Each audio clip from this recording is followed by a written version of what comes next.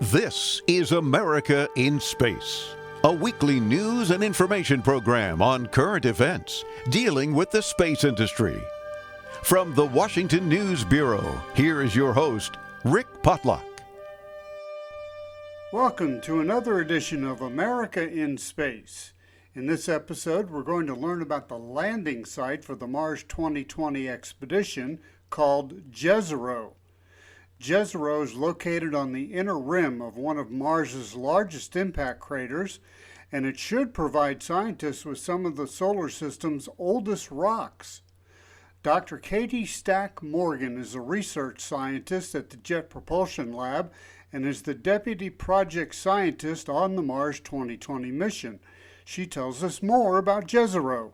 At Jezero, we'll have access to some of the oldest rocks in the solar system, between 3.5 and 4 billion years old, as well as a record of diverse geologic processes, including volcanism, impact cratering, as well as processes associated with water, both at the surface and subsurface, that can tell us about how the planet evolved over time.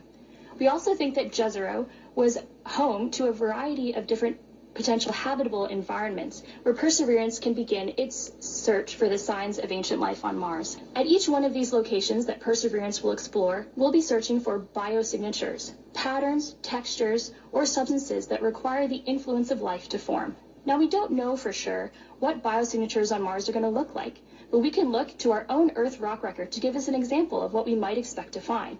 Dr. Morgan addresses some of the big picture questions about Mars, including the biggest one of all: did Mars have life? How did the surface and climate of Mars evolve over time? How do rocky planets form and differentiate? And of course, was life ever present on Mars? To accomplish this, we're going to use a scientific payload of 7 instruments. Some of those instruments, like the Sherlock and Pixel instruments on the end of the rover's arm, which provide those mapping capabilities, as well as RIMFAX in the body of the rover that uses radar to study the subsurface of Mars, are brand new. We've never sent them to Mars before. Other instruments, like the SuperCam instrument and MassCam-Z up on the mast of the rover, are updated versions of instruments that we flew on Curiosity. And what about human exploration of Mars? We're preparing for future human exploration of Mars, and to do that, we're using instruments like the MOXIE instrument, which takes CO2 from the Martian atmosphere, converts it to oxygen, which is relevant for life support and potential creation of a fuel that could get those astronauts back home to Earth. We also have the META instrument, which is our weather package that measures pressure, temperature, and humidity, which are pieces of information that astronauts would want to know if they wanted to work and live safely on Mars. So we're still 8 months away from Perseverance landing on the surface of Mars, but our science team is busy at work prioritizing our most important science questions, trying to figure out where we would go with Perseverance to answer those questions, and thinking about what samples we want to put on our sample cache. Mark Wallace of JPL tells us a little bit more about Perseverance. Katie talked about some of these enhanced instrumentation, which we're taking with us, and technology experiments. I'll mention a couple of the engineering systems.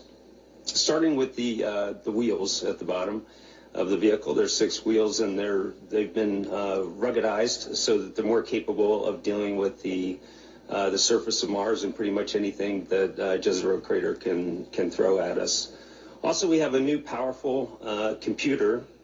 It's taking imagery of the surface during the descent activity, and processing that imagery and figuring out where we are in Jezero, understanding relative to the different hazards in the crater, and it will divert the spacecraft away from those hazards. Now, Jezero is a very interesting scientific target that's got a lot of relief, rocks, cliffs, hills, things like that, which are great for science. But they are also challenging for landing a spacecraft on Mars. And so this new system will keep us safe in going to this exciting new science target, Jezero crater. If all goes according to plan, July the 30th, the Mars 2020 expedition will launch from Cape Canaveral. Tuesday on About Space Today, David Denault and I will have more on the Mars 2020 expedition. You can follow both of our podcasts on aboutspace.today. Reporting from the Washington News Bureau, I'm Rick Potlock. Thanks for listening. Be sure to share our program with your family and friends and follow us on Facebook. Join us each week for news and information on America in Space.